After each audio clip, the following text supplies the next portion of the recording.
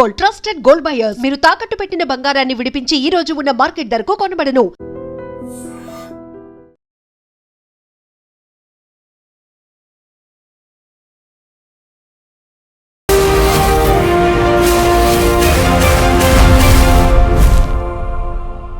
నమస్తే, welcome to I dream social spotlight with Kavitha. అడ్వకేట్లకు సంబంధించి మనం రెండు ఇష్యూలను మాట్లాడుకోబోతున్నాము. ఒకటి, నార్త్ ఇండియాలో మోడల్ అండ్ నటి అయినటువంటి త్విషా శర్మ మరణానికి సంబంధించి. తను సూసైడ్ చేసుకోవడానికి కారణం తన అత్తగారు రిటైర్డ్ జిల్లా జడ్జి గిరిబాలా సింగ్, అలాగే తన హస్బెండ్ కారణం. హస్బెండ్ కూడా అడ్వకేట్. వాళ్ళు కారణం అంటూ ఒక ఫిర్యాదు నమోదైంది. హస్బెండ్ని అయితే అరెస్ట్ చేశారు. ఇక హైదరాబాద్కి సంబంధించి చూస్తే మొయినుద్దీన్ అనేటువంటి ఒక అడ్వకేట్ని దుండగులు యాక్సిడెంట్ చేసి మరీ చంపేశారు. దానికి ప్రధాన కారణం తను వాదిస్తున్నటువంటి కేసులు అనేవి. ఒక కేసులో చూస్తే అక్కడ మిస్యూజ్ చేస్తున్నారు అడ్వకేట్లు, లీగల్గా దాన్ని మిస్యూజ్ అవుతోంది అనుకుంటే, ఇంకోవైపు అడ్వకేట్లకు రక్షణ లేకుండా పోతోందా? నిజంగా అడ్వకేట్లకు సంబంధించి హక్కులు ఎలా ఉంటాయి? వాళ్ళకి రక్షణ కల్పించాల్సింది ఎవరు? కోర్టులు వీటిని సుమోటోగా తీసుకోవా? మనతో పాటుగా ఉన్నారు హైకోర్టు అడ్వకేట్ పూజారి నాగేశ్వర్ గారు. హలో అండి, నమస్తే. సో మన అడ్వకేట్ల గురించి ఎన్ని మాట్లాడుకున్నప్పటికీ, నిజంగా వాళ్ళు ఒక రక్షణ కల్పిస్తారు అనుకున్నప్పటికీ వాళ్ళకి రక్షణ లేకుండా పోతోంది అనేది. ఈ రెండు కేసుల్లో ఒకటేమో మిస్యూజ్ చేశారు అనుకుంటే, ఇంకొకరేమో పోరాడుతున్నారు, అందుకోసమే వాళ్ళని చంపేశారు అనేటువంటి వార్త. ఈ రెండు అంశాలని చూస్తే మనం ఎక్కడున్నాము అనిపిస్తోంది. మీరు ఈ ఫీల్డ్లో ఇన్నేళ్ల నుంచి ఇంత ఎక్స్పీరియన్స్ చూసిన తర్వాత బయటి వాళ్ళకి అంత న్యాయం జరిగేలా పోరాడుతున్నారు, అన్యాయం మీద మీ వాయిస్ వినిపిస్తున్నారు. ఎక్కడైతే బలహీన వర్గాలు ఉన్నారో, వాయిస్ లెస్ ఉన్నారో వాళ్ళకి వినిపిస్తున్నారు. బట్ ఇక్కడ మీరు ఇంత వాయిస్ వినిపిస్తున్న మీకే ఒక రక్షణ లేకుండా పోతుంది, మీ ప్రాణాలు ప్రమాదంలో పడుతున్నాయి. ఏం జరుగుతోంది? ఎందుకు ఇట్లా? ఇప్పుడు మీరు చెప్పిన ఈ రెండు విషయాలు కాకుండా ఇంకో కొత్త విషయం కూడా తెర మీద ఉంది. ఒకటి అందరు గమనించాల్సిన విషయం కూడా. ఆ కొత్త విషయం ఏంటంటే మనకు బీసీఐ చైర్పర్సన్ ఎవరైతున్నారో, bar council of India chairperson ఎవరైతున్నారో, అతను ఒక 4 రోజుల క్రితము ఒక ఖతర్నాక్ స్టేట్మెంట్ ఇవ్వడం జరిగింది. ఏమని? ఈ భారతదేశంలో 35% నుంచి 40% వరకు ఫేక్ అడ్వకేట్స్ ఉన్నారు అని చెప్పి ఇవ్వడం జరిగింది. మొత్తము దేశాల్లో ఉన్న ప్రతి అడ్వకేట్ని రెగ్యులేట్ చేసి, ఆర్గనైజ్ చేసి, మేనేజ్ చేసే ఒక బార్ కౌన్సిల్ ఆఫ్ ఇండియా, మొత్తం దేశంలో ఎంతమంది అడ్వకేట్స్ ఉన్నారో వాళ్ళందరినీ రెగ్యులేట్ చేయటం కానీ, లేకపోతే వాళ్ళని మేనేజ్ చేయటం కానీ, వాళ్ళని ఆర్గనైజ్ చేయటం కానీ, వాళ్ళని పనిష్మెంట్ చేయటం కానీ చేసే బార్ కౌన్సిల్ ఆఫ్ ఇండియా చైర్పర్సనే ఈ దేశంలో, ఇంత వ్యవస్థ అభివృద్ధి చెందిన దేశంలో, ఇంత టెక్నాలజీ పెరిగిన దేశంలో 35% to 40% of the advocates are fake అన్నారు. ఇదే మాట జస్టిస్ సూర్యకాంత్ అన్నందుకే వ్యతిరేకంగా కాక్రోచ్ జనతా పార్టీ అనేది వచ్చింది. నిజంగా అంత పర్సంటేజ్ 40% అంటే మామూలు కాదు. అది మనం ఎవరి దగ్గరికి వెళ్తున్నామో, వాళ్ళకున్న ఎక్స్పీరియన్స్ ఏంటి, ఇవన్నీ ఏం చూడకుండా వాళ్ళు వాదిస్తున్నారు అంటే అక్కడ లైఫ్లు పోతున్నాయి, మనీ పోతోంది, మన టైం పోతోంది. ఎందుకు ప్రధానంగా ఇది జరుగుతుందంటే, భారతదేశంలో ప్రధానంగా చట్టాల మీద ఇప్పటికీ చాలామందికి అవగాహన లేదు. ప్రధానంగా ఎందుకు అవగాహన లేదు అంటే ఏంటంటే, భారతదేశం అనేది మోరల్గా వాల్యూ ఇచ్చే దేశం. ఓకే, ఫారిన్ కంట్రీస్లో ఏదైనా తప్పు జరిగితేనే జరిగినట్టు.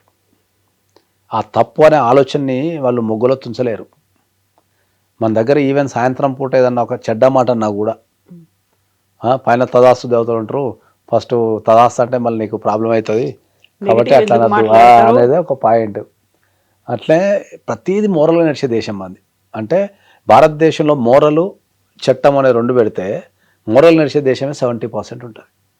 30% చట్టాన్ని ఆశ్రయిస్తారు ఫస్ట్.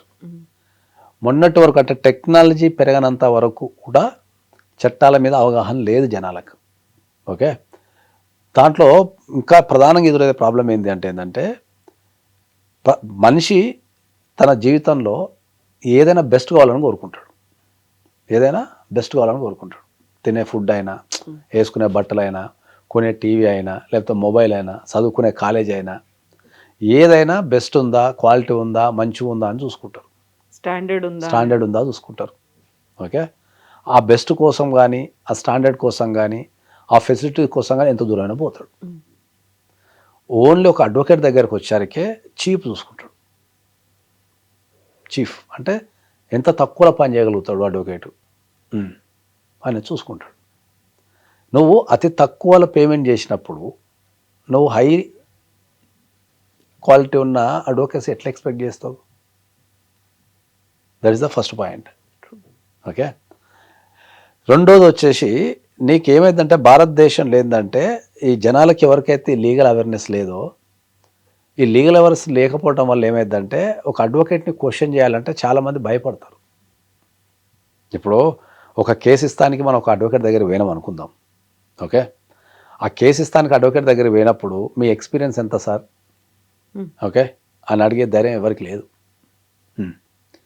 వీళ్ళు ఏమనుకుంటారంటే అడిగితే ఏమన్నా ఫీల్ అవుతాడేమో ఓకే అని భయానికి అడగరు చాలామంది. వాళ్ళ ఆఫీస్ చూసో వాళ్ళ రూపం చూసో వీళ్ళు ఒక అవగాహనకు వస్తారు తప్ప ఈయన ఎక్స్పీరియన్స్ ఎంత ఉంది, ఈ ఫీల్డ్లో ఈయన సబ్జెక్ట్లో ఎంత నిష్ణాతుడు అని వీళ్ళు క్రాస్ చెక్ చేసుకోరు ఎప్పుడు. ఓకే, ఈ దేశంలో న్యాయం దొరకకపోవడానికి ప్రధాన కారణం ఏంటి అంటే fake advocates, inexperienced advocates. Okay, మూడోది లాలో ఉన్న జ్యుడిషియరీ సిస్టంలో ఉన్న లోపాలు కావచ్చు, ఇన్ఫ్రాస్ట్రక్చర్ డెవలప్మెంట్ కాకపోవటం కావచ్చు. నాలుగోది జనాలకు అవగాహన లేకపోవటం. ఈ నాలుగిటి వల్లనే నీకు ఈ దేశంలో న్యాయం దొరుకుతాం లేదు. అందులో లోపాలు ఏవైతే ఉన్నాయో అది ఐడెంటిఫై చేసి మళ్ళీ బయటకు చెప్పేది కూడా మళ్ళీ అదే అడ్వకేట్లు. ఎవరైతే ప్రాక్టీస్ చేస్తున్నారు, ఇన్నేళ్ళ ఎక్స్పీరియన్స్ ఉంది, ఈ కొంచెం ఇక్కడ లూప్ హోల్ అనేది ఉంది, దీన్ని మనం పెట్టుకుంటే మనం గెలుస్తాము. అది ప్రొఫెషనల్కి సంబంధించిన విషయం. ఒక ఒక ఒక చట్టంలో ఉన్న లూప్ హోల్ కావచ్చు, లేకపోతే ఒక విట్నెస్ని ఎట్లా క్రాస్ ఎగ్జామినేషన్ చేయాలా, కేసు గెలవటానికి ఏం చేయాలన్నది అది ఎక్స్పీరియన్స్. ఆ కేసు గెలవటం కంటే ముందు నువ్వు ఎంచుకునే సైనికుడే సక్కలేడు కదా, నీకు యుద్ధం చేసే సైనికుడే సక్కలేడు కదా అంటున్నా నేను. నువ్వు ఎంచుకునే సైనికుడిని, నీ కోసం యుద్ధం చేయమని ఎంచుకునే సైనికునికి ఫేక్ డిగ్రీ ఉందా, అడ్వకేటా కాదా, ఎంత ఎక్స్పీరియన్స్ ఉంది? ఇప్పుడు తెలంగాణలో కావచ్చు, లేదంటే ఆంధ్రప్రదేశ్లో కావచ్చు, లేకపోతే దేశవ్యాప్తంగా కావచ్చు. ఓకే, ఒక అడ్వకేట్ పాస్ కాగానే వాళ్ళు ఇమ్మీడియట్లీ ఆఫీస్ పెట్టేస్తున్నారు. ఓకే, సో అడ్వకేసీ పాస్ కాగానే నువ్వు ఇమ్మీడియట్లీ ఆఫీస్ పెట్టేస్తే నీకు అడ్వకేట్ అనే ప్రొఫెషనే నువ్వు నేర్చుకునేది by the way of experience. నువ్వు ఒక 3 years 4 years 5 years మినిమం యావరేజ్గా ఒక 5 years నువ్వు ప్రాక్టీస్ చేయగలిగితే, ఒక సీనియర్ కింద ప్రాక్టీస్ చేయగలిగితే చట్టం గురించి అర్థమవుతుంది, లాని ఎట్లా బ్యాలెన్స్ చేయొచ్చు, ఏం ప్రొసీడింగ్స్ ఉంటాయి, జడ్జిని మనం ఎట్లా హ్యాండిల్ చేయొచ్చు, క్లయింట్ని ఎట్లా హ్యాండిల్ చేయొచ్చు, అనుకోని పరిస్థితులు వస్తే మనం దాన్ని ఎట్లా చేయొచ్చు అనే దాని మీదనే మనకు అర్థమవుతుంది. నువ్వు ఇప్పుడు LLB పాస్ అయిపోయి నువ్వు 2 yearsకో 1 yearకో ఆఫీస్ పెట్టేస్తే నీకేం ఎక్స్పీరియన్స్ ఉంది? ఏం ఎక్స్పీరియన్స్ ఉంది? ఈ విషయం నేను చాలా సందర్భాలలో మాట్లాడినా. ఏమని, నీకు ఇప్పుడు ఒక 60 years వ్యక్తి ఉంటాడు. 60 years వ్యక్తి చాలామంది గవర్నమెంట్ జాబులు అయిపోయిన తర్వాతనో, లేకపోతే 60 yearsకి వాళ్ళ ప్రొఫెషన్ నుంచి రిటైర్ అయిపోయిన తర్వాతనో ఖాళీగా ఉన్నాం కదా అని ఏం చేస్తున్నారు? LLB చేస్తున్నారు. ఓకే, LLB చేసి ఇక 60 yearsకి వాళ్ళ కింద వీళ్ళ కింద పని చేయలేరు వాళ్ళు. ఎందుకంటే అప్పటికే జీవితాన్ని మొత్తం చూసేసి ఉంటారు కాబట్టి వాళ్ళ కింద వీళ్ళ కింద వీళ్ళు పని చేయలేరు. ఈ పని చేయనప్పుడు ఏం చేస్తారు? వాళ్ళు సొంత ఆఫీస్ పెట్టుకుంటారు, ఇంట్లోనే అక్కడనో ఇంటి దగ్గరలో పెట్టుకుంటారు. పెట్టుకున్నప్పుడు ఒక క్లయింట్, సాధారణంగా ఒక క్లయింట్ కనుక వెళ్తే, ఒక అడ్వకేట్ ఆఫీస్ ఉంది కదా అని చెప్పి ఒక క్లయింట్ వెళ్ళిండు అనుకుందాం. వెళ్ళినప్పుడు ఒక 60 years ముసలైన అక్కడ కనిపించినప్పుడు జనరల్గా ఏమనుకుంటాం అందరం? ఎక్స్పీరియన్స్డ్ అనుకుంటాం. ఇంత పెద్ద ముసలైన అంటే చాలా ఎక్స్పీరియన్స్ ఉంటుంది, ఖతర్నాక్ ఉంటుంది అని అనుకుంటాం. బోల్డని కేసులు వాదించుంటాడు, బాగుండు అనుకుంటాం. కానీ మరి ఆయనని, సార్ మీ ఎక్స్పీరియన్స్ ఎంత, మీరు ఎప్పుడు పాస్ అయ్యారు, మీ ఎన్రోల్మెంట్ ఎప్పుడు, మీరు ఎన్ని కేసులు చేశారు అని అడగగలిగే ధైర్యం ఎంతమందికి ఉంది చెప్పండి? అంటే నీకు నువ్వు ఒక పరిస్థితిని చూసి, లేకపోతే ఒక సంఘటన చూసి నీకు నువ్వు ఆన్సర్ వేసుకున్నావు తప్ప, నీ క్వశ్చన్కి నీకు నువ్వే ఆన్సర్ వేసుకున్నావు తప్ప ప్రాక్టికల్గా అడిగారా? చాలామంది చట్టం అనేది, చట్టంలో నువ్వు ఒక మంచి అడ్వకేట్ని చూసుకోవాలంటే వాడు చట్టంలో నలిగి ఉండాలి, బాగా విపరీతంగా హై కేసులతో నలిగి ఉన్నోనికే ఆ ఎక్స్పీరియన్స్ వచ్చేస్తుంది. ఏ కేసు ఎక్కడ చేయొచ్చు, ఎట్లా చేయొచ్చు, దాని ప్రొసీడింగ్స్ ఏముంటాయి, ఎక్కడ దెబ్బ కొడితే ఏమవుతుంది, దీని తర్వాత ఏమేయాలి, దాని తర్వాత ఇట్లా రకరకాలుగా ఉంటుంది. సో దాన్ని నువ్వు క్వశ్చన్ చేయకుండా చాలామంది వచ్చి ఏం చెప్తారు? సార్ మాకు అడ్వకేట్ అన్యాయం చేసినట్టారు. చట్టంలో బయ్యర్ ద అవేర్ అని ఒక రూల్ ఉంటుంది. అంటే కొనేటోడు అవేర్నెస్ ఉండాలా, అమ్మేటోనికి కాదు. కొనేటోనికి అవేర్నెస్ ఉండాలా, కొనేటోనికి అవేర్నెస్ లేకుండా కొనడం వాది తప్పు. అమ్మేవాడు ఏదైనా అమ్మొచ్చు, వాది తప్పు. కాబట్టి దాన్ని ఎంతమంది, నేను ఒక 15 సంవత్సరాల నుంచి లీగల్ ఫీల్డ్లో ఉన్నా, 15 సంవత్సరాల నుంచి లీగల్ ఫీల్డ్లో ఉన్నా. యుఎస్లో ప్రాక్టీస్ చేస్తున్నాము, యుఎస్లో కేసులు తీసుకుంటున్నాము, లండన్లో కేసులు తీసుకుంటున్నాము, దుబాయ్లో కేసులు తీసుకుంటున్నాము. భారతదేశంలో ఒక అడ్వకేట్ని ఎంచుకోవడానికి ఏం అర్హత తెలుసా మీకు? ఫస్ట్ అర్హత ఏం తెలుసా? మా ఇంటి పక్క అన్నాడు, మాకు తెలిసిన వాళ్ళు, మా ఇంటి పక్క అన్నాడు, మాకు తెలిసిన వాళ్ళు, దూరం ట్రావెల్ చేయలేము, ఫీజు తక్కువ. ఒక అడ్వకేట్ని ఎంచుకునే విధానం ఇది భారతదేశంలో. ఎవరన్నా వస్తారు, ఈ కేసు ఇట్లా ఎందుకు జరిగింది అంటే, మా ఇంటి పక్కన నన్ను చూసినాం సార్, మాకు తెలిసిన వాళ్ళని ఇచ్చినాం సార్, లేకపోతే ఫీజు తక్కువని ఇచ్చినాం సార్, ఎవరు ట్రావెల్ చేస్తారు సార్ అంత దూరం, ఎక్కడో ఉంటే ఎవరు ట్రావెల్ చేస్తాం, పక్కన కానీ పోయినాం సార్ అంటాం. ఒక అడ్వకేట్ని భారతదేశంలో ఎంచుకోవడానికి ఇవి ప్రధాన అర్హతలు. కానీ ఒక ఎక్స్పర్ట్ ఉంటాడు, లేకపోతే ఒక ఎక్స్పర్ట్ ఎక్కడ ఉన్నాడు, కొద్ది దూరమైన పోతా. ఇప్పుడున్న టెక్నాలజీలో ఎక్కడ కూర్చున్నా అంత ఆన్లైనే కదా, ఫోన్లు మాట్లాడుకోవడమే కదా. మహా అంటే అడ్వకేట్కి ఆఫీస్కి ఎన్నిసార్లు పోతాం మనం? ఫస్ట్ టైం పోతాం, ఆఫీస్ చూసుకుంటాం, నాలెడ్జ్ చూసుకుంటాం, బాగలేడా, కాన్ఫిడెంట్గా ఉండా, చేయగలగలేడా ఇవి చూసుకుంటాం అంతే. తర్వాత పోవాల్సిన అవసరం ఏముంటుంది? 90% ఆఫ్ ద పని ఆన్లైన్లో జరుగుతుంది. ఇప్పుడు ఆన్లైన్లో జరుగుతుంది. ఒక డ్రాఫ్టింగ్ చేయాలనుకుందాం, ఫోన్లోనే నోట్స్ తీసుకుంటాం, ఫోన్లోనే అన్నీ చేసేస్తాం, కట్ చేస్తే నీకు మెయిల్లో డ్రాఫ్ట్ పంపిస్తాం.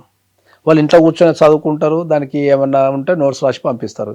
సరే ఇది తప్పు ఉంది, ఇది తప్పు లేదు, ఇది మీరు డేట్ తప్పు రాశారు, లేకపోతే తప్పు రాశారు, లేకపోతే దీంట్లో ఇంకా యాడ్ చేయొచ్చా, లేకపోతే నాకు ఈ డౌట్, అంతా నోట్స్ పంపిస్తారు. మళ్ళీ అది ఫోన్ చేసి ఎక్స్ప్లెయిన్ చేస్తూనే ఉంటుంది. మీకు దూరం దగ్గరతో తేడా ఏముంది? దూరం దగ్గరతో తేడా ఏముంది? ఏ ప్రొఫెషనల్ అనే ఒక వెరైటీ మా ప్రొఫెషన్లో ఉంటుంది.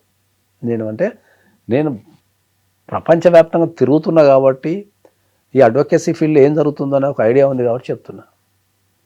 ఏ ప్రొఫెషన్లో ఒక వెరైటీ సిచ్యువేషన్ మా ప్రొఫెషన్లో ఉంటుంది. ఏం చెప్పనా, ఏ ప్రొఫెషన్లోనైనా ఎదుగుదల ఉంటుంది, ఒక ఎదుగుదల ఉంటుంది. నువ్వు ఒక జర్నలిస్ట్ కింద ప్రస్తుతానికి ఎక్కడైనా ఒక అప్రెంటిస్ కింద చేరినావు అనుకో, కొంతకాలానికి ఎడిటరో, సబ్ ఎడిటరో, ఎక్సో వైయో జెడ్డో అవుతావు. తర్వాత రకరకాల హోదాలు అనుభవించుకుంటూ పోతావు. లేదంటే ఒక పోలీస్ కానిస్టేబుల్ కింద జాయిన్ అయినావు అనుకుందాం, కొంతకాలానికి ఏఎస్ఐయో, ఎస్ఐయో, లేకపోతే సిఐయో ఏదో ఒకటి నీకున్న టాలెంట్ని బట్టి, నీకున్న ప్రమోషన్స్ బట్టి అవుతావు. అడ్వకేట్ ఫీల్డ్లో ఇప్పుడు ఒక వరంగల్, లేకపోతే ఒక మంచిర్యాల, ఒక కరీంనగర్లో ఉన్న అడ్వకేట్ ఉన్నాడు అనుకుందాం. అలా అడ్వకేట్ ప్రాక్టీస్ అక్కడే ఉంటే ఇంకా 30 సంవత్సరాలు కూడా అక్కడే ఉంటాడు. నీ ఎదుగుదలని ఎట్లా గీయాలి? నువ్వు కెరియర్ స్టార్టింగ్ అప్పుడు అన్నీ ఉన్నావు, కెరీర్ ఎండింగ్లో కూడా అన్నీ ఉన్నావు. నువ్వు ఒక గ్రామంలో ప్రాక్టీస్ చేస్తున్నావు అంటే చట్టాలన్నా మార్చగలగాల, ఓకే? లేదంటే ఆ గ్రామం నుంచి డిస్ట్రిక్ట్ కోర్టుకు వచ్చి వాదించాలా, డిస్ట్రిక్ట్ కోర్టు నుంచి హైకోర్టు వాదించాలా, హైకోర్టు నుంచి సుప్రీంకోర్టు వాదించాలా, సుప్రీంకోర్టు నుంచి ఇంకా ఇతర దేశాలలో వాదించాలా. మరి నీ కెరీర్ గ్రాఫ్ ఏముంది? ఎదుగుదల ఏముంది? అడ్వకేట్ ప్రొఫెషన్ మీద మాట్లాడటానికి చాలామందికి అవగాహన లేదు. ఫస్ట్ ఇండియాలో చాలామందికి అవగాహన లేదు, ఓకే? అంటే అడ్వకేట్ ప్రొఫెషన్ అంటే ఇట్లనే ఉండాలా, ఇట్లుంటేనే అడ్వకేట్ అంటారు అనేదాన్ని ఒక పారామీటర్ గీసేసుకున్నారు జనాలైనా, అడ్వకేట్స్ కూడా. ఒక కొత్త విషయాలు కనిపెట్టచ్చు, చట్టాలని మార్చచ్చు, లేకపోతే ఒక వేరే దేశంలో ఆఫీస్ ఓపెన్ చేసిన విషయం కూడా చాలామంది తెలియదు. ఇవాళ నేను ఇండియాలో కూర్చొని అమెరికాలో ఆఫీస్ ఓపెన్ చేసి, ఓకే, అమెరికా ఆఫీస్ ద్వారా నేను నెలకు 20 నుంచి 25 లక్షలు సంపాదిస్తున్నా. ప్రూఫ్ ఇస్తా, ఆఫీస్ ప్రూఫ్లు, అకౌంట్ ప్రూఫ్లు, ట్యాక్స్ కడుతున్న ప్రూఫ్లు అన్నీ సరే. ఒక అడ్వకేట్ ఇండియాలో కూర్చొని అమెరికాలో ఆఫీస్ ఓపెన్ చేసి, ఓకే, అక్కడ కేసులు తీసుకొని ఒక నెలకు 20 నుంచి 25 lakhs యావరేజ్గా సంపాదిస్తున్న అడ్వకేట్ ఉన్నప్పుడు మరి మిగతా వాళ్ళందరూ ఏం చేస్తున్నారు? అసలు చాలామంది అడ్వకేట్స్కి వేరే దేశాలలో ఆఫీస్ ఓపెన్ చేయొచ్చు, ఆడ పని చేయొచ్చు అనే విషయం తెలుసా? ఒకవేళ తెలిస్తే ఎంతమంది ఓపెన్ చేస్తున్నారు? నిన్ను నువ్వు డెవలప్ చేసుకోకుండా, ఓకే, నీవు ఎప్పుడూ ఎక్కడున్నదో అక్కడనే ఉంటే నీకు ఎదుగుదల ఏముంటుంది అంట నేను. మా అడ్వకేట్లలో చాలామందికి ఉన్న అపోహలు చెప్తా. కోర్టుకి వెళ్తేనే అడ్వకేట్ అంటారు ఫస్ట్. కోర్టుకి వెళ్తేనే అడ్వకేట్ కింద ట్రీట్ చేస్తారు. వాస్తవానికి కోర్టులో అడ్వకేట్ పని చాలా తక్కువ ఉంటుంది. ఒక అడ్వకేట్ కోర్టుకి వెళ్ళాలి అంటే ఓన్లీ క్రాస్ ఎగ్జామినేషన్, ఆర్గ్యుమెంట్కి వెళ్తారు అంతే. ప్రతిరోజు వెళ్ళాల్సిన అవసరమే లేదు. ఆ మిగతా పని అంతా ఎవరు చేయాలా? అడ్వకేట్ క్లర్క్స్ అని ఒక పోస్ట్ ఉంటుంది మాకు. అడ్వకేట్ క్లర్క్ అని ఒక పోస్ట్ ఉంటుంది. ఆ అడ్వకేట్ క్లర్క్స్ చేయాలి అవి. అడ్వకేట్ పని 90% ఆఫీస్లో ఉంటుంది, 10% కోర్టులో ఉంటుంది. ఇది ప్రపంచం అంతా పాటించే విషయం. ఇండియాకి వచ్చారకు వాడు 90% ఆఫీస్లో ఉంటాడు, 90% కోర్టులో ఉంటాడు, 10% ఆఫీస్లో ఉంటాడు. ఇది ఎంతమందికి అర్థమవుతుంది? ఇప్పుడు కొత్త క్లయింట్ వస్తాడు, ఏడ మాట్లాడతావు? ఆఫీస్లో. నోట్స్ తీసుకోవాలి, ఏడ తీసుకుంటావు? ఆఫీస్లోనే. ఎవిడెన్స్ కలెక్షన్ చేయాలా, డిస్కషన్ చేయాలా, డ్రాఫ్టింగ్ లేకపోతే క్రాస్ ఎగ్జామినేషన్ క్వశ్చన్స్ ప్రిపేర్ చేయాలా, ఏది చేయాలన్నా నువ్వు ఆఫీసులో చేయాలా. ఓకే, నువ్వు ఆఫీసులో చేసిన తర్వాత జడ్జికి ఏమన్నా క్లారిఫికేషన్స్ ఉండాలి, లేకపోతే ఆర్గ్యుమెంట్ చేయాలనుకున్నప్పుడు కోర్టుకు వెళ్తావు, లేదా క్రాస్ ఎగ్జామినేషన్ అన్నప్పుడు కోర్టుకు వెళ్తావు. మిగతా అంత ఎవరు పని చేయాలా? అడ్వకేట్ క్లర్క్ అని ఒక పోస్ట్ ఉంటుంది. వీళ్ళు ఫైలింగ్ చేయటము, ఆఫీస్ నుంచి ఆఫీస్లో రెడీ అయిన ఫైల్ తీసుకెళ్ళి కోర్టులో ఫైలింగ్ చేయటము, దాన్ని నెంబరింగ్ చేయటము, దాన్ని నోటీసులు పంపటము, దాన్ని డేట్ చెక్ చేసుకోవడము, తర్వాత డేట్ రోజు అపీరెన్స్ అయిందా లేదో చూసుకోవడము, తర్వాత వాళ్ళ ఆపోజిట్లో కౌంటర్ ఇస్తే తెచ్చి ఆఫీసులు ఇవ్వటము, మళ్ళీ ఆ కౌంటర్కి మేమైనా కొడితే తీసుకెళ్ళి కోర్టులు ఇవ్వటం, అంతా అడ్వకేట్ క్లర్క్స్ చేయాలి. ఓకే, ఈ అడ్వకేట్ క్లర్క్ చేసే పని ఏదైతే ఉందో అదంతా ఎవరు చేస్తున్నారు? ఇప్పుడు అడ్వకేట్లు చేస్తున్నారు. అడ్వకేట్ అనే వ్యక్తి ప్రొఫెషనల్ చదువుకొని చట్టాల మీద పనిచేసి ఒక చట్టాన్ని మనం నిరూపించడం ఎట్లా, ఏం తప్పు జరిగింది, ప్రొఫెషనల్గా కోర్టుకు వెళ్ళి ఆర్గ్యుమెంట్ చేయాలా, కోర్టుకు వెళ్ళి జడ్జికి ఎక్స్ప్లెయిన్ చేయాలా, ఒక అన్యాయాన్ని జరిగితే దాన్ని నిరూపించాలా. నిరూపించాలంటే ఏం చేయాలంటే 90% చదవాలా. 90% చదవాలా. నువ్వేం చేస్తున్నావు? పొద్దున్న 9 గంటలకు ఇంట్లో బయలుదేరుతావు కోర్టుకి, రాత్రి సాయంత్రం 5-5:30 వరకు కోర్టులు ఉంటావు, అలసిపోతావు. పొద్దున 9 గంటలకు పోయిన వ్యక్తి 4-4:30 వరకు కోర్టులు ఉన్నా కూడా అలసిపోతావు. వాడా నువ్వు ఖాళీ కూడా అలసిపోతావు, అటు తిరిగి ఇటు తిరిగి అటు తిరిగి అలసిపోతావు. మళ్ళీ ఆ నుంచి ఇంటికి పోయి ఫ్రెష్ అప్ అయిపోయి మళ్ళీ ఆఫీస్కి వచ్చి మళ్ళీ ఏడ కూర్చుంటావు, మళ్ళీ కూర్చొని మళ్ళీ ఎనర్జీ అంతా పెట్టి మళ్ళీ 9-10 దాకా ఏడ పని చేస్తావు. పాసిబిలిటీ ఏడుంటుంది? సో ఇప్పుడు ఈ విషయాన్ని మనం బీయింగ్ అడ్వకేట్ చెప్పినాం అనుకో, జనాలు నా మీద దాడి చేస్తారు. కానీ ఇది మనస్ఫూర్తిగా ఎంతమంది ఆలోచిస్తున్నారు? ఓకే, మన దగ్గరకు ఒక క్లయింట్ వస్తాడు, మనకింత ఫీజు ఇస్తాడు, సార్ కేసు కొట్టడమని. ఆ ఫీజు నుంచే కదా మనం బతికేది, ఆ ఫీజు తీసుకొనే మనం అన్నీ కొనుక్కుంటాం కదా. మరి ఆ క్లయింట్ నీకు వచ్చి నీకు తిండి పెట్టినప్పుడు ఆ క్లయింట్కి న్యాయం చేయాల్సిన బాధ్యత ఉంటుందా, ఉండదా? ఎంతమంది ఆలోచిస్తున్నారు? న్యాయ వ్యవస్థలో ఉన్న చదివే విధానంలోనే తేడా ఉంది. ఇండియాలో న్యాయ వ్యవస్థలో ఎల్ఎల్బి చదివే విధానంలోనే తేడా ఉంది. ఎల్ఎల్బి అనేది ఎప్పుడు కూడా ప్రాక్టికల్ కోర్స్, అది థియరీ కోర్సు కాదు. ఎల్ఎల్బి అనేది ఎప్పుడు కూడా ప్రాక్టికల్ కోర్స్, థియరీ కోర్సు కాదు. అది 4 గోడల మధ్యలో కూర్చొని చదివితే వచ్చేది కాదు. అది you have to go to the court. కోర్టుకి వెళ్ళి అక్కడ నువ్వు ప్రయోగాలు చేస్తే నేర్చుకుంటావు. ఇప్పుడు ఎవరైతే ప్రాపర్గా వర్క్ చేస్తున్నారో, ఎవరైతే మీరు చెప్పినవన్నీ ఫాలో అయ్యి ఇప్పుడు సమాజం కోసం, అక్కడున్న బాధితుల కోసం పోరాడుతున్నారో, ఎవరైతే వాయిస్ ఇస్తున్నారో వాళ్ళని మళ్ళీ వాయిస్లెస్గా చేసే ప్రయత్నం జరుగుతుంది. రెగ్యులర్గా వాళ్ళ మీద అటాక్స్ అనేవి జరుగుతూనే ఉంటాయి. అవి అది ప్రపంచంలో తప్పదు. అది ఇప్పుడు అది మనకు, నేను ఒకటే చెప్తాను, నేను జనరల్గా ఏంటంటే సైనికుడు దేశ సరిహద్దులలో పోరాడుతుంటాడు దేశం కోసం, అడ్వకేట్ సమాజంలో పోరాడుతుంటాడు, అంతే తేడా. మిగతాది సేమ్ టు సేమ్ ఎవ్రీథింగ్. ఎందుకంటే ఏంటంటే ఇక్కడ కొన్ని వందల మందితో పోరాటం చేయాలి.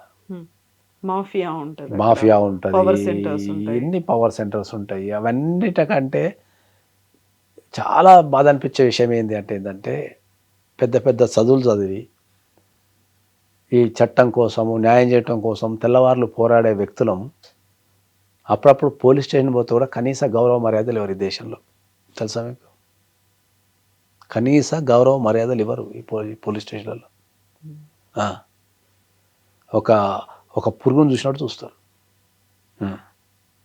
నేనేమంటా, మన రాజ్యాంగంలో చాలా స్పష్టంగా రాసింది ఏమని, ఎవడైతే అక్యూజ్డ్ ఉంటాడో, ఎవరైతే నేరం చేస్తారో, లేదా నేరారోపణ చేయబడిన వ్యక్తి ఉంటాడో అతన్ని అరెస్ట్ చేసినప్పుడు కానీ అతనికి అడ్వకేట్కి పెట్టుకున్నావా, అడ్వకేట్ని నువ్వు సంప్రదించు అనే అధికారం వాళ్ళకి, ఆ ఫెసిలిటీ ఇచ్చే అధికారం పోలీసులకు ఉంటుంది. ఆ ఫెసిలిటీ వాళ్ళ హక్కు. అది నా అడ్వకేట్తో మాట్లాడతా, లేకపోతే నా అడ్వకేట్ని పెట్టుకుంటా, నాకు ఫోన్ ఇవ్వండి అని చెప్పి అడ్వకేట్ని అపాయింట్మెంట్ చేసుకుని హక్కు ఉంటుంది. అది ఏ నేరమైనా కావచ్చు. అది చిన్న నేరం కావచ్చు, పెద్ద నేరం కావచ్చు, దేశద్రోహం కూడా కావచ్చు. వాళ్ళకి 100% అడ్వకేట్ని సంప్రదించే హక్కు, అడ్వకేట్తో పర్సనల్గా మాట్లాడే హక్కు ఉంటుంది. ఒకవేళ వాళ్ళు కొన్ని వందల సార్లు గవర్నమెంట్ ఇస్తుంది, ప్రభుత్వమే పెడుతుంది. కొన్ని వందల సార్లు ఏదన్నా ఒక నేరస్తున్నో లేకపోతే నేరారోపణ చేయబడిన వ్యక్తినో పోలీస్ స్టేషన్ తీసుకెళ్ళినప్పుడు ఒక బీయింగ్ అడ్వకేట్ నేను పోతే కనీసం కలవనీయరు ఇప్పటికీ. అది ఎంత మానవ హక్కుల ఉల్లంఘన, కనీసం కలవనీయరు. ఒకవేళ నా ఫోర్స్ చేసి గట్టిగా మాట్లాడితే కలిసినా కూడా మామగట్టే మాట్లాడని జబర్దస్తి చేస్తారు. మళ్ళీ సపరేట్గా పోయి మాట్లాడమన్నారు. ఒక క్లయింట్కి ఎక్స్ప్లెయిన్ చేసుకునే హక్కు ఉంటుంది సపరేట్గా కూర్చొని. అక్కడి నుంచి స్టార్ట్ అవుతుంది పోరాటం. చాలామంది పోలీస్ స్టేషన్ పోతే నేను ఏమంటే కోర్టులో చూసుకోపో, పోలీస్ స్టేషన్ ఇది నా పోలీస్ స్టేషన్, నా ఇష్టం, నా రూల్స్, నువ్వు బయట చూసుకోపో అంటారు. నా లిమిట్స్లో ఇవన్నీ చెల్లవు అంటారు. ఇన్ని పోరాటాలు చేసి, ఎన్ని పోరాటాలు అసలు మేము జడ్జెస్ని హ్యాండిల్ చేయాలి. ఓకే, వాళ్ళకున్న వాళ్ళకున్న డౌట్స్ అని క్లారిఫై చేయాలి. చట్టం ఏం చెప్తుంది, క్లయింట్కి ఏం జరిగింది, వాళ్ళని హ్యాండిల్ చేయాలి. ఓకే, చట్టాన్ని హ్యాండిల్ చేయాలి, క్లయింట్ని హ్యాండిల్ చేయాలి. క్లయింట్ సగం తెలిసి చెప్తాడు, సగం తెలవక చెప్తాడు, సగం చెప్తే ఏమైందో అని భయానికి చెప్తాడు, భయానికి చెప్పడు. లాట్లో దొరికినప్పుడు అట్లాగా సార్ అని సింపుల్గా అనిపిస్తాడు. అదే డాక్టర్ల దగ్గర, అడ్వకేట్ల దగ్గర ఏం దాయొద్దు అని చెప్తారు. అది 100% నిజం. అది ఉట్టనే చెప్పలే. ఒక డాక్టర్ల దగ్గర, అడ్వకేట్ల దగ్గర ఏం దాయొద్దు అనేది ఎందుకు చెప్పిల్లంటే ఏంటంటే నువ్వు ఎగ్జాక్ట్లీ ఏదైతే చెప్తావో ఓకే దాని నుంచే రిజల్ట్ వస్తుంది. ఇప్పుడు డాక్టర్ అయినా కూడా నీకు ఇప్పుడు తలకాయ నొప్పి లేస్తుంది అనుకో, తలకాయ నొప్పి లేస్తుందంటే దీనికే మంది ఇస్తాడు. నువ్వు అది అబద్ధం చెప్పి సార్ ఇక మొక్కలు నొప్పులు ఎత్తున్నాయి సార్ అన్నావు అనుకో, మనకి ఏం తెలుసు, నువ్వు చెప్పింది తింటాడు, మొక్కలు నొప్పి మంది ఇస్తాడు. అడ్వకేట్ కూడా అంతే. నువ్వు ఎగ్జాక్ట్లీ చెప్పగలిగితేనే దాన్ని చట్టంలో మేము ఎట్లా ఫిట్ చేయాలి, దాన్ని ఏం చేయగలుగుతాము, అది కరెక్ట్ జరిగింది తప్ప ఒప్ప, నువ్వు తప్పు చేసినావా, చట్టం తప్పు రాసినలా, లేకపోతే ఆపోజిట్ వాడు తప్పు చేసినా అనేది ఖచ్చితంగా చెప్పగలుగుతాం. నువ్వు జరిగిన సంఘటన ఒకటి ఉంటుంది, దానికి నీకు నచ్చినట్టు చెప్పినావు అనుకో, మేము దాని తగ్గట్టే మందిస్తాం, దాని తగ్గట్టే రాస్తాం, దాని తగ్గట్టే చేస్తాం. తర్వాత దొరికినప్పుడు నేను చెప్తే నేను భయపడ్డా సార్, చెప్తే ఏమనుకుంటారు అనుకున్నా సార్ అంటే వర్కౌట్ కాదు. ఈ ప్రపంచంలో నాకు తెలిసినంత వరకు టాప్ మోస్ట్ ప్రొఫెషన్ అంటే అడ్వకేసీ అనే చెప్తాను. సరిగా అనేటోళ్ళు అంటాడు నువ్వు అడ్వకేట్ కాబట్టి నీ అడ్వకేట్ ప్రొఫెషన్ నువ్వు మెచ్చుకుంటున్నావు, దానికి మించిన చాలా ఉండొచ్చు అనుకుంటారు. కానీ భారతదేశంలో జరిగేది ఏంటంటే అడ్వకేట్ ప్రొఫెషన్ అనేది లీస్ట్ ప్రొఫెషన్. అమెరికాలో టాప్ మోస్ట్ ప్రొఫెషన్. అమెరికాలో టాప్ మోస్ట్ ప్రొఫెషన్ రాస్తే ఫస్ట్ అడ్వకేసీ రాసి మిగతాని రాయాలి, తర్వాత డాక్టర్ అయినా టీచర్ అయినా మిగతా అన్ని కిందికి వచ్చేస్తాయి. నీకు వెల్ డెవలప్డ్ కంట్రీలో టాప్ మోస్ట్ ప్రొఫెషన్ అడ్వకసీ, దాని తర్వాత అన్నీ వచ్చేస్తాయి. లీగల్ సిస్టమ్కి హై ప్రయారిటీ ఉంటుంది. ఇండియాకి వచ్చారికి ఏంది, అన్ని వాడే మెడిసిన్ వేసుకుంటాడు, అన్ని వాడే చేసుకుంటాడు, తీరా పీకల మీదకి వచ్చిన తర్వాత హ్యాండ్స్ అప్ అని చెప్పి అడ్వకేట్ దగ్గరికి వస్తాడు.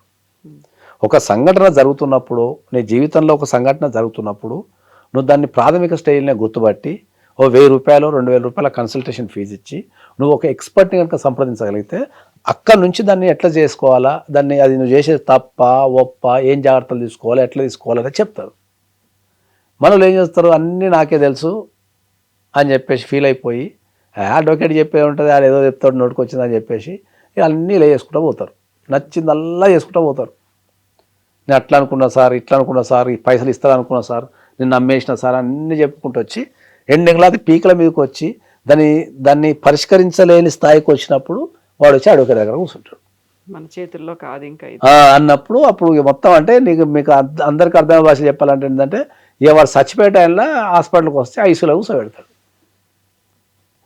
నువ్వు వచ్చిందేమో చచ్చిపోయే టైంలో ఐసీయూకి, నువ్వేమో జనరల్ వార్డు ఫీజు ఇస్తా అని చెప్తావు. ఇందులో కూడా మళ్ళీ వినిపించేది ఫేవరెటిజం ఉంటుంది అనే, చట్టం అందరికీ సమానం కాదు అనే మాట.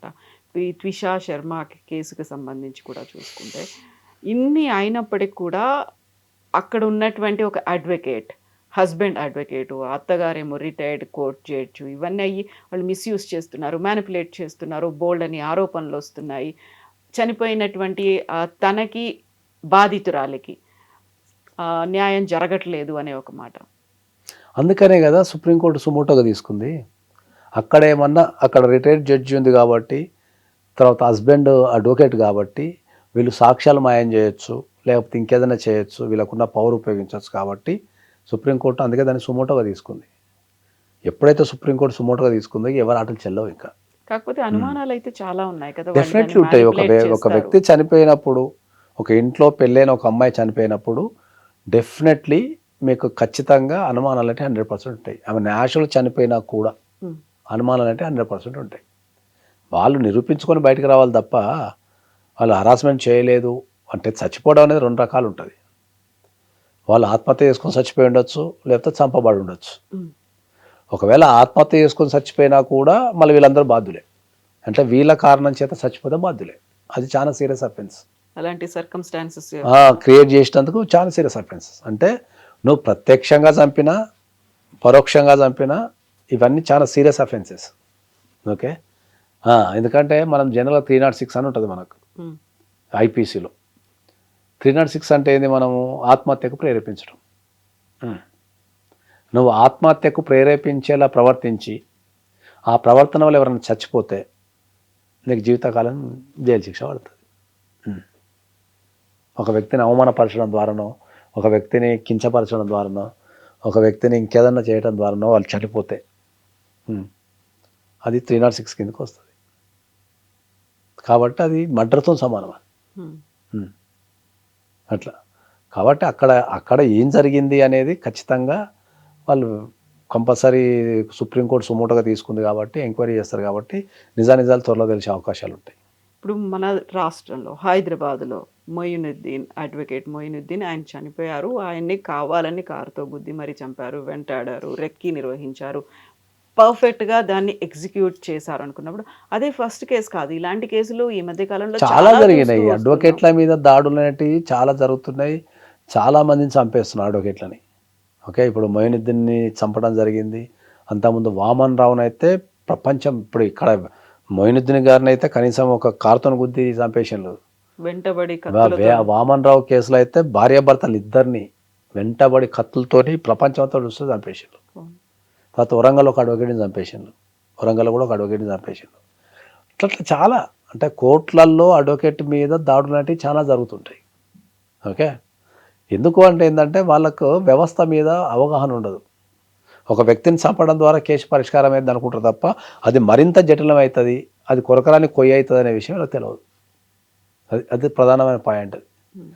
ఇప్పుడు ఏదో ఒక కేసు ఉంది అనుకో, అడ్వకేట్కి ఏం పర్సనల్ గర్జు ఉంటుంది? క్లయింట్ ఫీజు ఇస్తాడు, క్లయింట్ తరపున మాట్లాడడం మా ధర్మం. ఓకే, కోర్టు వేయాలా శిక్ష వేయాలా వద్దని కోర్టు డిసైడ్ చేస్తుంది. కోర్టు డిసైడ్ చేసేంత వరకు మేము మా క్లయింట్ని కాపాడుకోవడానికి, మా క్లయింట్ తప్పు చేయలేదు అని చెప్పి వాదించడం మా ధర్మం. అది ఇప్పుడు దాన్ని పట్టుకొని నువ్వు దాన్ని పర్సనల్గా ఎందుకు తీసుకుంటున్నారు? ఎందుకు అంటే మనకి అక్కడ అర్థమవుతుంది, అంటే ఈ అడ్వకేట్ ఉంటే కేసు గెలవలేము, చంపాలా. ఒక వ్యక్తిని చంపగలుగుతావు కానీ వ్యవస్థ అయితే చంపలేవు కదా. ఒక వ్యక్తిని చంపడం ద్వారా పుస్తకాలు అయితే మారవు కదా. ఇలాంటి ఇన్సిడెంట్స్ జరుగుతున్నాయి అనుకున్నప్పుడు కోర్టు ఏం చేస్తుంది? సుప్రీంకోర్టు కావచ్చు, మీరు చెప్పినటువంటి బార్ అసోసియేషన్, బెంచ్లు ఏం చేస్తున్నాయి? ఇప్పుడు నాలెడ్జ్ వచ్చింది కాబట్టి, ఇంతకుముందు చెప్పినట్టు గత 10 years నుంచి ఇండియాలో లా మీద అవేర్నెస్ పెరుగుతుంది కాబట్టి, రికగ్నైజ్ చేస్తున్నారు కాబట్టి చాలా రాష్ట్రాలు అడ్వకేట్ ప్రొటెక్షన్ యాక్ట్ తెచ్చింది. రీసెంట్గా మన రాష్ట్ర ప్రభుత్వం కూడా నాకు తెలిసి ఒక 2 నెలల క్రితమే అడ్వకేట్ ప్రొటెక్షన్ యాక్ట్ తెచ్చింది. అమల్లో ఉంది ఇప్పుడు అది. అంటే ఏ అడ్వకేట్నైనా నువ్వు బెదిరించినా, భయపెట్టినా, ప్రలోభ పెట్టినా, లేకపోతే మోసం చేసినా, ఓకే, ఇంకేదన్నా చేసిన డైరెక్ట్గా ఇండైరెక్ట్గా నువ్వు ఏం చేసినా కూడా వాళ్ళ మీద క్రిమినల్ కేసు బుక్ చేసి వాళ్ళని జైలుకి పంపే అవకాశం ఉన్నది. ఓకే, దాంట్లో నీకేమైనా ప్రాణభయం ఉంది అన్నా కూడా ఖచ్చితంగా నువ్వు రక్షణ పొందే హక్కు ఉంది.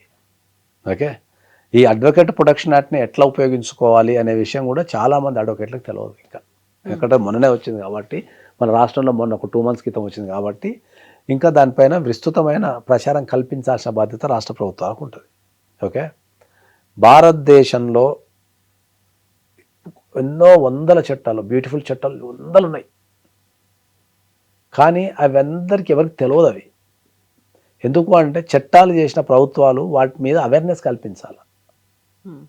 అవేర్నెస్ కల్పించగలిగితేనే వాళ్ళకి రైట్స్ తెలిస్తేనే, వాళ్ళకు ధైర్యం ఇవ్వగలిగితేనే నువ్వు కోర్టుకు వస్తే న్యాయం జరుగుతున్న ధైర్యాన్ని ఇవ్వాల్సింది ప్రభుత్వాలే, సింగిల్ అడ్వకేట్ కాదు. మా కోసం చట్టాలు వచ్చాయి అనేటువంటి మాట అడ్వకేట్లకు కూడా తెలియట్లేదా? అవగాహన అక్కడ ఎక్కడ మిస్ అవుతోంది? అది కనెక్టింగ్ పాయింట్ అనేది అదే చెప్తున్నా కదా. ఇప్పుడు చట్టాలు వచ్చినప్పుడు దాన్ని విస్తృతంగా ప్రచారం చేయాల్సిన బాధ్యత, సదస్సులు పెట్టాల్సిన బాధ్యత, దాంట్లో చట్టంలో ఏముంది ఏం లేదు అనేది బాధ్యత ప్రజలకు కూడా చెప్పాల్సిన బాధ్యత ఎవరికి ఉంటుంది? ఇప్పుడు ఒక అడ్వకేట్ నేను ఉన్నా అనుకో, నేను ఎవరికి చెప్తా? మా అంటే నా పరిధిలో చెప్పుకుంటా. కానీ రాష్ట్రంలో ఈ చట్టం ఉంది, అడ్వకేట్ల మీద దాడి చేస్తే మీరు జైలుకు పోతారు అని చెప్పేసి ఈ ప్రజలకు చెప్పాల్సిన బాధ్యత ఎవరికి ఉంటుంది? ప్రభుత్వం చేయాలి. మరి మీరు ప్రభుత్వం ఒక యాడ్ అని ఇచ్చిందా, ఒక అవగాహన సదస్సులు పెట్టిందా, లేకపోతే ఒక టీవీలో యాడ్ అని ఇచ్చిందా, ఒక అవగాహన కార్యక్రమం రూపొందించిందా? మరి ప్రజలకు ఎట్లా తెలుస్తుంది? చట్టాల మీద అవగాహన లేకపోవటమే ఈ దేశంలో ప్రధానమైన లోపం అని చెప్తాను, ఖచ్చితంగా చెప్తాను నేను. చట్టాల మీద కనుక సరైన అవగాహన ఉంటే నీ క్రైమ్ రేట్ 0కి వస్తుంది, డెఫినెట్లీ వస్తుంది క్రైమ్ రేట్. కాబట్టి చాలామంది చెప్తాం మనం, నీకు చట్టంలోనే రాసి ఉంటుంది ఏంది, నాకు చట్టం తెలియదు అనడమే పెద్ద నేరం. నువ్వు చదువుకున్నవనివా, చదువురానోనివా, కుంటోనివా, మూగోనివా, గుడ్డోనివా, ఏం అవసరం లేదు. నీ దేశంలో ఉన్న నీ చట్టాన్ని తెలుసుకున్న బాధ్యత నీ పైన ఉంటుంది. ఉట్టిగా బ్లైండ్గా కోర్టుకు వచ్చేసి నాకు చట్టం తెలియదు సార్ అంటే ఇంకా 2 నెలలు ఎక్కువ వేస్తారు శిక్ష.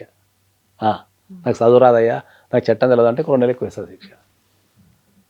కాబట్టి దానిపైన అవగాహన కల్పించాల్సిన బాధ్యత. నేను అంటే ఎన్ని డిపార్ట్మెంట్లు చూసినా కానీ లా డిపార్ట్మెంట్ చట్టాల మీద అవగాహన కల్పించగా ఎప్పుడు చూడలే నేను. ఈ రాష్ట్రంలో గృహహింస అనేది ప్రతి కుటుంబంలో ఉంది. ఆడవాళ్ళ మీద గృహహింస అనేది ప్రతి కుటుంబంలో ఉంది. ప్రతి అంటే 70% ఉంది. గృహహింస అంటే మళ్ళీ కొట్టడమో తిట్టడం కూడా కాదు, ఏ ఫామ్లో అయినా, అది ఏ ఫార్మాట్లో అయినా అమ్మాయికి ఇబ్బంది కలిగితే, చట్టపరంగా అమ్మాయికి ఇబ్బంది కలిగితే.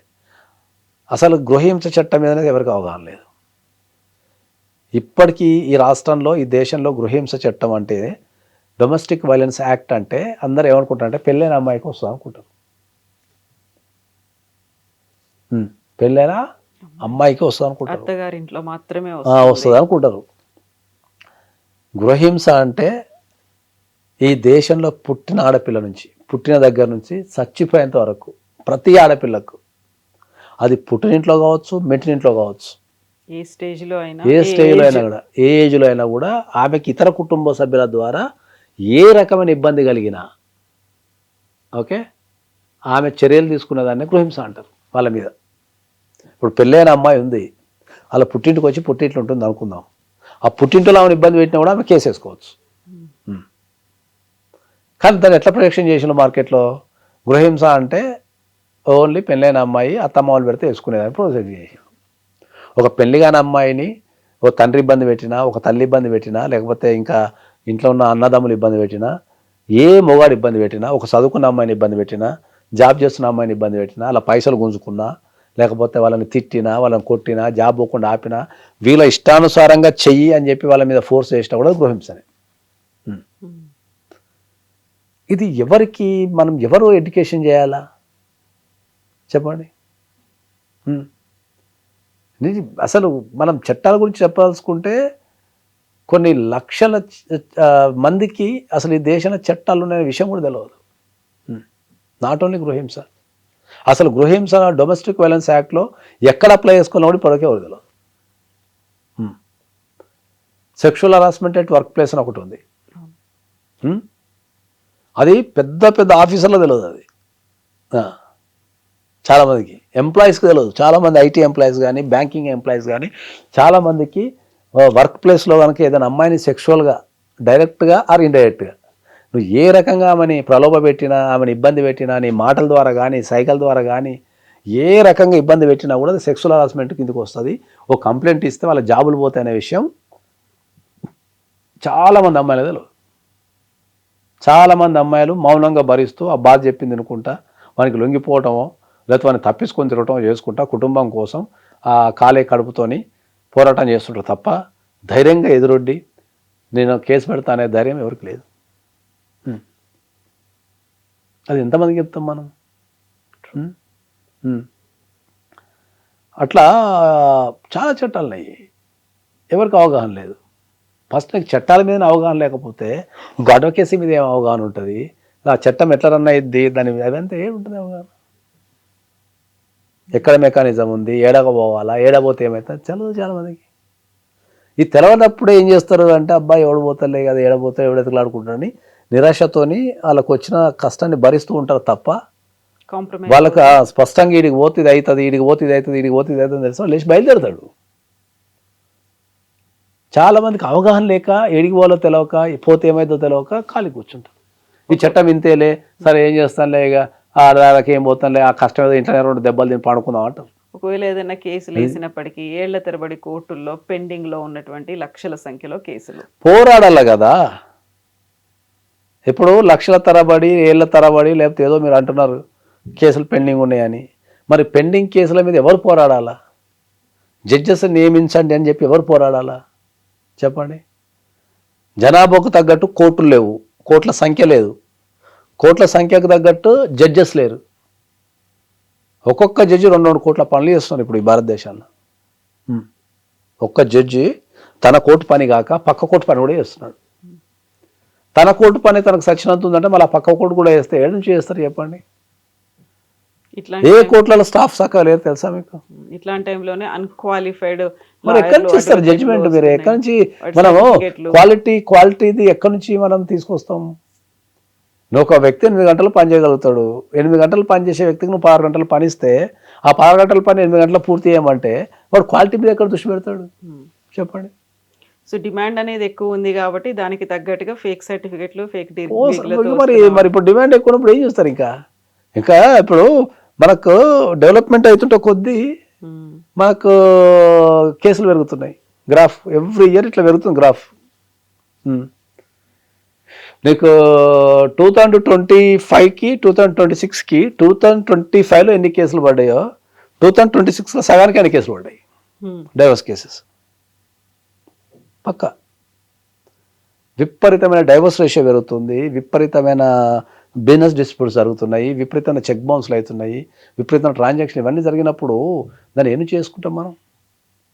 అంత ఇన్ఫ్రాస్ట్రక్చర్ ఉండాలా, అన్ని కోర్ట్స్ ఉండాలా, అంతమంది జడ్జెస్ ఉండాలా, అంతమంది స్టాఫ్ ఉండాలా, ఎప్పటికప్పుడు డిస్పోజ్ చేస్తూ పోవాలా.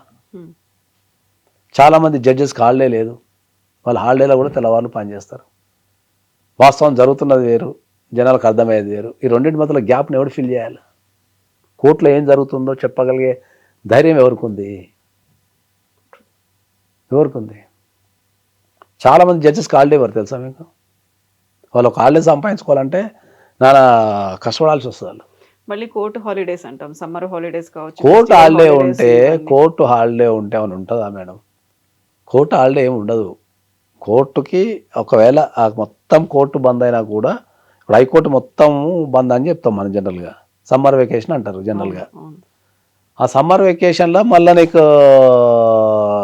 వెకేషన్ కోర్టు ఉంటుంది, ఎమర్జెన్సీ వస్తే కోర్టు ఉంటూనే ఉంటుంది. నీకు ఎంత అర్జెన్సీ ఉంటే లంచ్ మోషన్ మూవ్ చేసుకోవచ్చు, హౌస్ మోషన్ అంటారు, అంటే జడ్జి ఇంటికి వెళ్ళి కూడా మనం పిటిషన్ వేసుకోవచ్చు అర్జెన్సీ ఉంటే. మళ్ళీ స్పెషల్ లీవ్ పిటిషన్ అన్నీ ఉంటాయి, చాలా ఉంటాయి దాంట్లో. అట్లా అర్జెన్సీని బట్టి ఇప్పుడు ప్రతిదాన్ని అర్జెన్సీ కింద తీసుకోలేం కదా, కాబట్టి చాలా ఉంటాయి. కోర్టు అనేది ఎప్పుడు ఫంక్షనింగ్ ఏముండదు. ఇప్పుడు సివిల్ కోర్టు బంద్ అంటారు, వెకేషన్ కోర్టు ఉంటుంది మళ్ళీ రెడీగా. ఏం ఫైలింగ్ మాకు ఇప్పుడు మాది కోర్టు బంద్ ఉంటే మేము 2 నెలలు మేము ఎట్లా బతకాలి? అట్లా ఏముండదు. అదొక సాంప్రదాయం ఎప్పటి నుంచో ఉంది. అప్పుడు తెల్లోళ్ళు పెట్టిన సాంప్రదాయం అనుకుంటుంది నాకు తెలిసి. అప్పట్లో వాళ్ళు ఎండలు తట్టుకోలేక అమ్మా ఈ 2 నెలలు ఎండలు ఉన్నాయి ఎటన్నా పోదాం అని చెప్పేసి 2 నెలలు అల్లే పెట్టుకొని ఇట్లా వాడుకున్నారు. అది అట్లా కొనసాగుతూ వస్తున్నది. అది కూడా చేంజ్ అవుతుంది ఒకరోజు. సో మనకు కావాల్సినంత మంది అడ్వకేట్లు లేరు. ఉన్న అడ్వకేట్లలో ఫేక్ డిగ్రీలో, సర్టిఫికేట్‌లో పెట్టుకొని వచ్చిన వాళ్ళు ఉన్నారు. కొంతమంది ఏవో దీంట్లో ఉన్నటువంటి లూప్ హోల్స్‌ని వాళ్ళకి అనుగుణంగా మార్చుకునే వాళ్ళు కొంతమంది ఉన్నారు. కొంతమంది మీద అటాకులు అవుతున్నాయి. కొంతమంది మిస్‌యూజ్ చేసేవాళ్ళు ఉన్నారు. వీటన్నిట్లలో దాన్ని సెటరైజ్ చేయాలంటే ఏం జరగాలంటారు మీరు? ఎవరు వాళ్ళు కరెక్ట్ చేయగలిగితే అయిపోతుంది. బార్ కౌన్సిల్ ఆఫ్ ఇండియా కానీ, బార్ కౌన్సిల్ ఆఫ్ తెలంగాణ కానీ వాళ్ళు చేసినట్టు వాళ్ళు చేయాల్సిందే. అడ్వకేట్ని రెగ్యులేట్ చేసేది, అడ్వకేట్ని మేనేజ్ చేసేది, లేకపోతే అడ్వకేట్ని క్రమశిక్షణ చర్యలు, డిసిప్లినరీ ప్రొసీడింగ్స్ తీసుకుని అంతా బార్ కౌన్సిల్ ఆఫ్ ఇండియా కానీ, బార్ కౌన్సిల్ ఆఫ్ తెలంగాణ కానీ వాళ్ళు చేయాలి పని అది. అట్లా అది ఒక సర్టిఫికేట్ ఫేకా కాదా అని డిసైడ్ చేసింది ఎవరు? వాళ్ళే కదా. వెరిఫికేషన్ పంపించుకోవాలా, దానికి సెంట్రల్ గవర్నమెంట్ పర్మిషన్స్ ఉన్నాయా లేవా, అది సర్టిఫికేట్ వ్యాలిడా ఇన్వెల్ వాళ్ళే చేసుకోవాలా. నెంబర్ ఆఫ్ అప్లికేషన్స్ ఎక్కువైపోయినాయి, వాళ్ళకి టైం దొరుకుతలేదు, వాళ్ళు కూడా ఏం చేస్తారు. ఇప్పుడంటే కొద్దిగా ఆన్లైన్ అయినా కాబట్టి ఇప్పుడు లేటెస్ట్ డిగ్రీలన్నీ వస్తున్నాయి కాబట్టి తెలిసిపోతుంది. పాత డిగ్రీలలో ఆన్లైన్ ఎక్కడిది నీకు? అవన్నీ ఎప్పుడు ఆన్లైన్ చేయాలా, ఇవి ఎప్పుడు వెరిఫికేషన్ కావాలి, ఎప్పుడు కావాలా, అట్లా టైం పడుతుందా? పడుతుంది, చేస్తారు ఇక మెల్లమెల్లగా. ఇప్పుడు ఇక నడుము బిగించారు కదా, ప్రతి దానికి ఎక్కడో దగ్గర ఒక అడుగు పడుతుంది, ఆ నుంచి ఇక మెల్లమెల్లగా అది రిఫార్మ్ అవుతూ ఉంటాయి. ఇప్పుడు 35 to 40% ఫేక్ అడ్వకేట్స్ ఉన్నారు మార్కెట్లో అనేది మార్కెట్లోకి వచ్చింది. దాని మీద మాట్లాడడానికి ఎంతమంది ఉన్నారు? ఏ అడ్వకేట్ ఉన్నారు? ఎందుకు నాకేం తెలియదు, లేకపోతే నేను పట్టించుకోను, నాకు ఎందుకన్నా టైపులో ఉన్నారు. బట్ ఈ చేసినటువంటి ఒక కామెంట్, సిజేఐ చేసిన, సూర్యకాంత్ చేసినటువంటి ఒక కామెంట్ మీద వచ్చినటువంటి కాక్రోచ్ జనతా పార్టీ, సో దీని మీద వచ్చిందా లేకుంటే దాన్ని మిస్ఇంటరప్ట్ చేశారో, మీరు వక్రీకరించారు అదేంటే వాస్తవానికి ఏంటంటే మనం కూడా చూడలేదు, కానీ మనకు రిలీజ్ అయిన వీడియోలను బట్టి ఆయన వేరే ఉద్దేశంతో అన్నాడు యాక్చువల్లీ. ఓకే, ఆ పిటిషన్ వేసిన వ్యక్తుల గురించి, అట్లాంటి పిటిషన్లు వేసే వ్యక్తుల గురించి అన్నాడు, అందరినీ కాదు, అందరినీ అనలేదు. కానీ అది చూస్తే అది అందరికీ వర్తించినట్టే ఉన్నది. అంటే ఒక దేశంలో ఒక యువతని మనము అంతగానో అనాల్సిన అవసరం లేదు వాస్తవానికి కూడా. ఎందుకంటే ఏంటంటే వాస్తవం చెప్పాలంటే ఏంటంటే యువతకి సరైన దశానిర్దేశం లేదు ఎక్కడ. ఓకే, ఎందుకంటే ఇప్పుడు ఉన్నంత యువతకి కన్ఫ్యూజను కెరీర్ పరంగా ఎప్పుడు లేదు. అయినా నాకైతే నా పర్సనల్ అభిప్రాయం ఏంటంటే అది 100% అట్లా మాట్లాడేది 100% తప్పే అని చెప్తా, పర్సనల్ అభిప్రాయం. Even though it is a supreme court judge అయినా కూడా సరే, చీఫ్ జస్టిస్ అయినా కూడా సరే, అలా మాట్లాడేది 100% తప్పే. ఎందుకంటే చాలామంది పని లేక ఆర్టీఐ యాక్టివిస్ట్ లైన్లు, లేకపోతే జర్నలిస్ట్ లైన్లు, లేకపోతే ఇంకోటి లైన్లు, లేకపోతే అనటం అయితే 100% తప్పే అది. ఎందుకంటే నీకు ఈ జర్నలిస్ట్ అయినా, లేకపోతే ఆర్టీఐ యాక్టివిస్ట్ అయినా, లేకపోతే నువ్వు సోషల్ మీడియా రన్ చేసినా, ఏది రన్ చేసినా చట్టపరంగా చేస్తావు కదా. నువ్వు ఏది చట్టపరంగా చేయకపోతే జైలుకి వెళ్ళిపోతావు. బతకడం కోసం ఆర్టికల్ 19 మనకు నీకు నచ్చిన వృత్తి, చట్టపరంగా నీకు నచ్చిన వృత్తి చేపట్టుకో అని చెప్తారు.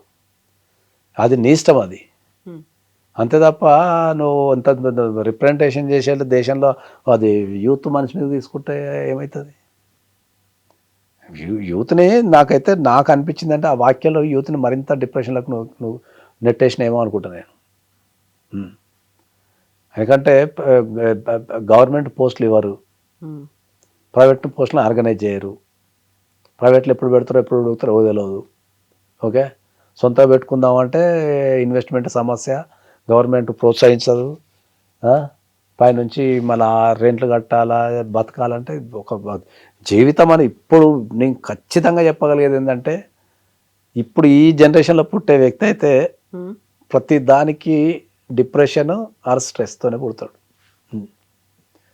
1980s, 1970s, 50sలో పుట్టినోడే కింగ్ నా దృష్టిలో. కనీసం అప్పుడు ఈ ఫోన్స్, ఈ గజిబిజి ఏమి లేవు, ఒక అవగాహన, ఒక సమాజం కూడా ఒక సిస్టమేటిక్గా నడుస్తుండే. సమాజంలో సోషల్ మీడియా లేదు, స్ట్రెస్ లేదు, ఏం లేదు. ఇప్పుడున్న యూత్ ఏంటి అసలు, వీళ్ళకు ఏం చేయాలో అర్థం కాదు. పక్కన ఏదో రీల్ వస్తుంది, అప్పుడే అది చేస్తా అంటాడు, మళ్ళీ ఇది పని చేసి ఇంకో రీల్ వస్తుంది, అది చేస్తా అంటాడు. సో ఇప్పుడు వచ్చినటువంటి దేశవ్యాప్తంగా వచ్చిన ఈ మూమెంట్ ఉంది చూడండి, కాక్రోచ్ జనతా పార్టీ అనేది, మీరు వెల్కమ్ చేస్తున్నారా? దీన్ని ఎట్లా చూస్తున్నారు మీరు? అది ఏదైనా కూడా నేను ఏమనుకుంటా అంటే ఏంటంటే దాన్ని సోషల్ మీడియాలో కూర్చొని లైకులు కొట్టడము, కామెంట్ చేయటము చాలా ఈజీ ఎవరికైనా. దాన్ని ప్రాక్టికల్గా తీసుకొచ్చి దాన్ని అమలుపరచడం చాలా కష్టం. ఓకే, ఈ దేశంలో రాజకీయాలు మారినంత కాలం ఈ దేశ వ్యవస్థ బాగుపడదు. రాజకీయాల్లో మార్పు అంటే ఏంది? ప్రధానంగా ఏంటంటే చదువుకున్న ప్రతి పౌరుడు పైసలు తీసుకోకుండా ఓటేయమని చెప్తే సరిపోతుంది. నువ్వు ఏదైతే కూర్చొని ఓ కాక్రోచ్ పార్టీనో సపోర్ట్ చేస్తున్న వ్యక్తులు అవుతున్నారు కదా, లేకపోతే నువ్వు చదువుకున్న వ్యక్తివే కదా, నువ్వు పైసలు తీసుకొని ఓటు ఎందుకు వేస్తున్నావు చెప్పండి. ఎందుకు అంటే ఏంటంటే ఇప్పుడు నాకు పాలిటిక్స్ అంటే చాలా ఇంట్రెస్ట్.